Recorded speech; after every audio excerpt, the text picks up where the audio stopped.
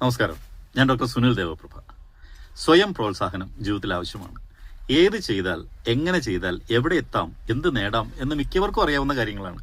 അവനവന്റെ കഴിവ് വെച്ച് അവനവനൊരു ബോധമുണ്ടല്ലോ, അത് വെച്ചിട്ട്. പക്ഷേ മിക്കവാറും ആളുകൾ അത് ചെയ്യാറില്ല. എന്താ കാരണം എന്ന് വെച്ച് കഴിഞ്ഞാൽ മടി. സ്വയം അങ്ങൊരു മടി പോലെ അങ്ങ് തോന്നണം. വേണ്ട, ആരോടും പറഞ്ഞിട്ടില്ലല്ലോ, ആരും അറിഞ്ഞിട്ടില്ലല്ലോ, എൻ്റെ മനസ്സിൽ തന്നെ തോന്നിയതല്ലേ, അങ്ങനെ പോയി കഴിഞ്ഞാൽ വിജയിക്കാം, ഇങ്ങനെ ചെയ്തു കഴിഞ്ഞാൽ അത് വിജയം വരുമെന്ന് നന്നായിട്ട് അറിയാവുന്ന ആൾ പോലും ചില സമയങ്ങളിൽ ചെയ്യാതിരിക്കും. അപ്പോൾ വേണ്ടതാണ് സ്വയം മോട്ടിവേഷൻ, സ്വയം പ്രോത്സാഹനം, അവനവനെ തന്നെ.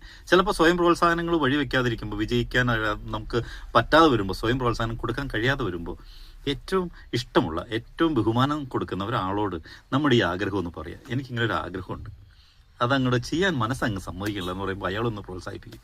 തന്നെ കൊണ്ട് പറ്റൂടൂ, ഒന്ന് ചെയ്ത് നോക്ക്. എന്നിട്ട് നമ്മൾ ഈ ചെയ്യുന്ന കാര്യങ്ങളെല്ലാം ചെന്ന് പുള്ളിയോട് വിശദീകരിക്കണം എന്നല്ല പറഞ്ഞേ. അങ്ങനെ ഒരു മോട്ടിവേഷൻ കിട്ടിക്കഴിയുമ്പോൾ നമ്മളൊന്ന് ഒന്ന് ഒന്ന് ഒന്ന് വിജയിക്കാൻ വേണ്ടി ഒന്ന് വിരിയും, പ്രവർത്തനം തുടങ്ങും, ഫസ്റ്റ് സ്റ്റെപ്പ് തുടങ്ങും.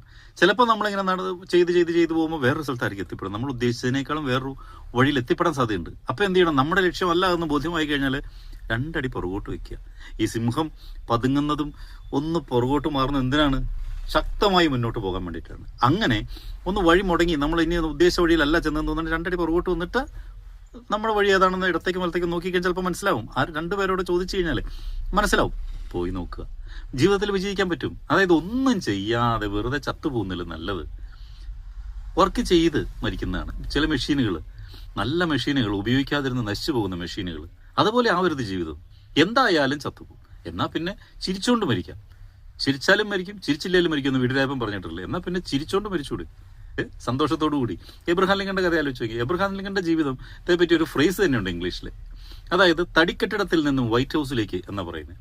തടിക്കെട്ടിടം മാത്രം മതിയെന്ന് വിചാരിച്ചിരുന്നെങ്കിൽ അദ്ദേഹം ഒരിക്കലും ഈ വൈറ്റ് ഹൗസിലേക്ക് എത്തിപ്പെടില്ല.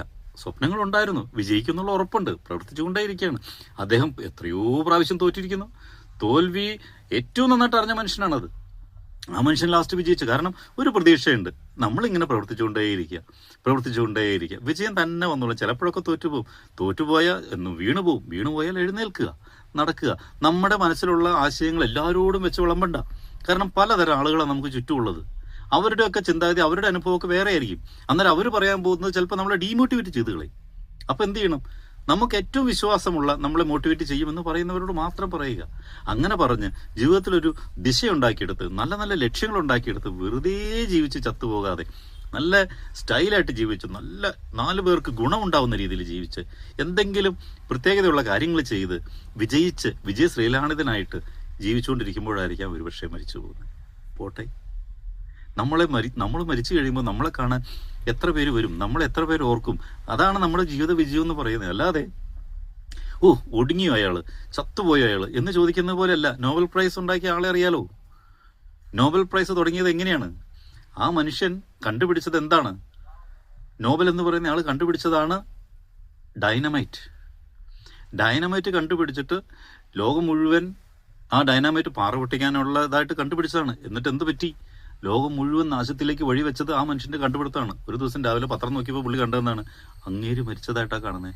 ലോകത്തിന്റെ അന്തകൻ, മനുഷ്യരാശിയുടെ അന്തകൻ അന്തരിച്ചു എന്നാ പുള്ളി കാണുന്നത്. പുള്ളി അതുകൊണ്ട് പേടിച്ചു പോയി രാവിലെ.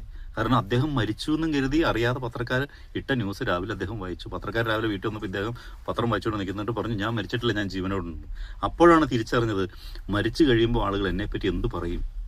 അങ്ങനെയാണ് അദ്ദേഹത്തിന്റെ സമ്പാദ്യം മുഴുവൻ വെച്ചിട്ട് സമാധാനത്തിലുള്ള നോബൽ പ്രൈസ്. ഇന്നിപ്പോൾ നോബൽ പ്രൈസ് ലോകത്തിലെ ഏറ്റവും വലിയ സമ്മാനത്തുകയായിട്ട് മാറിയിരിക്കുന്നു. ജീവിതത്തിൽ എന്തെങ്കിലുമൊക്കെ ചെയ്യുക. ചിലപ്പോൾ തോറ്റുപോയാൽ എഴുന്നേറ്റ് നടക്കണം. സിംഹം പതുങ്ങുന്ന എന്തിനാണ്? 2 അടി പിന്നോട്ട് വയ്ക്കുന്ന എന്തിനാണ്? ശക്തമായി മുന്നോട്ട് കിടക്കാനാണ്.